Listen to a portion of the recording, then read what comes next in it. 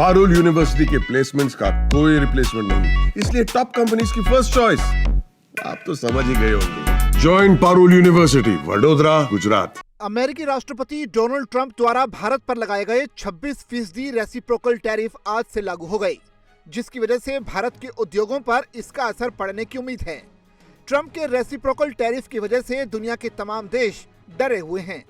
यही कारण है कि भारत, चीन, ब्राजील, कनाडा, यूरोपियन यूनियन समेत तमाम बड़े देशों की अर्थव्यवस्था पर ट्रंप के टैरिफ का कितना गहरा असर पड़ेगा, ये देखने वाली बात होगी। बहरहाल दुनिया में मंदी का खतरा भी मंडरा रहा है। ऐसे में भारत अमेरिका द्वारा लगाए गए इन टैरिफ से कैसे निपटेगा, इस पर पूरे देश की निगाहें लगी हुई हैं।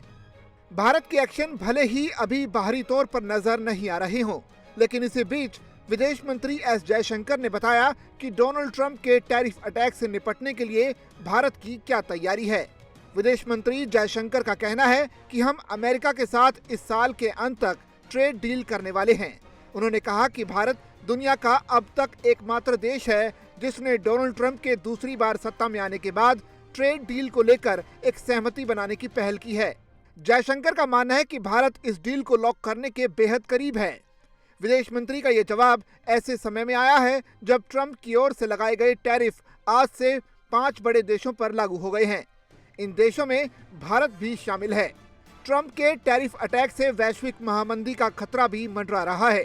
जयशंकर ने कहा कि भारत उन देशों में शामिल है जो डोनाल्ड ट्रंप के साथ द्विपक्षीय व्यापार समझौते के लिए प्रयास कर रहा है।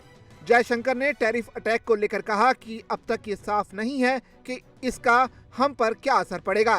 उन्होंने कहा कि ये साफ नहीं है कि असर कितना होगा और कैसे होगा, लेकिन इससे निपटने की रणनीति क्या होगी ये काफी हद तक स्पष्ट कर ली गई है।